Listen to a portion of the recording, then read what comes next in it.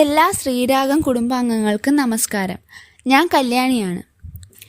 ഞാൻ ഇന്ന് പറയാൻ പോകുന്ന കഥയുടെ പേര് മാർക്കണ്ഡേയൻ എന്നാണ്. ശിവഭക്തി ഒന്നുകൊണ്ട് മാത്രം പ്രാണരക്ഷ നേടിയ മഹാമുനിയാണ് മാർക്കണ്ഡേയൻ. ബ്രഹ്മാവിൽ നിന്ന് നേരിട്ട് ജനിച്ച ഭൃഗു മഹർഷിയുടെ പരമ്പരയിൽ മൃഗാണ്ടു എന്നൊരു മുനിയുണ്ടായിരുന്നു. അദ്ദേഹത്തിന് ശിവപ്രസാദം കൊണ്ട് ജനിച്ച പുത്രനാണ് മാർക്കണ്ഡേയൻ.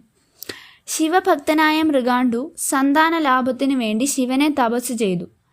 ശിവൻ സംപ്രീതനായി ചോദിച്ചു, അങ്ങയ്ക്ക് 16 വയസ്സിൽ ദിവംഗതനാവുന്ന പുത്രനെ നൽകാം.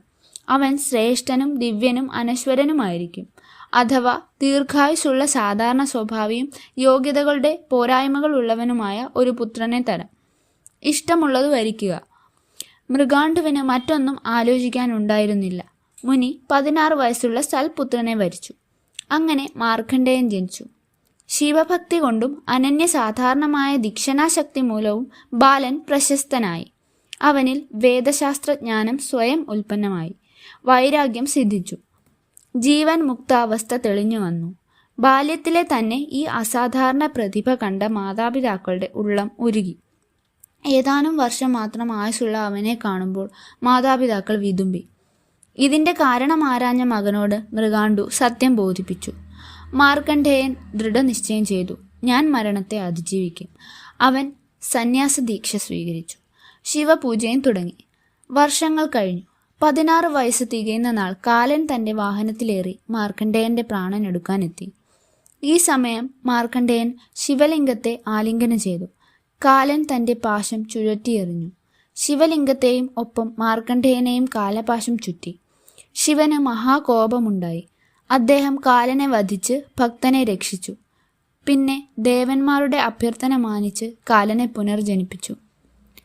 മാർക്കണ്ഡേയൻ നിത്യം ജീവിച്ചിരിക്കുന്ന ആളായ ചിരഞ്ജീവിയാകാൻ അനുഗ്രഹിച്ചു. ശിവന്റെ അനുഗ്രഹം ലഭിച്ച മാർക്കണ്ഡേയൻ ബ്രഹ്മത്തെ സാക്ഷാത്കരിക്കാൻ വീണ്ടും തപസ് തുടർന്നു. 6 മന്വന്തരങ്ങൾ വേഗം കടന്നുപോയത് ഇദ്ദേഹം അറിഞ്ഞില്ല. ഇന്ദ്രന് ഭയമായി.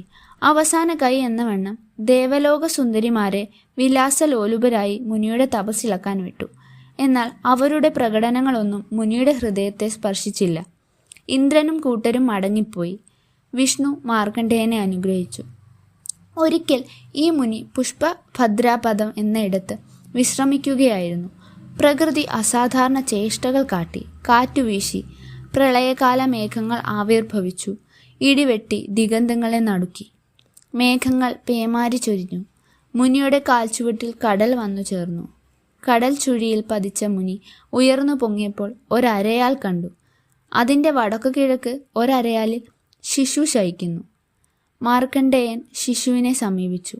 അതിൻ്റെ ഉച്ഛ്വാസവേഗത്തിൽപ്പെട്ട് കുഞ്ഞിൻ്റെ വയറ്റിൽ വന്നു ചേർന്നു.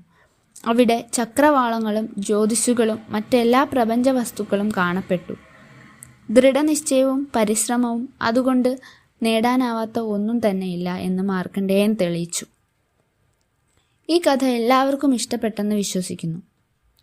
നമസ്കാരം.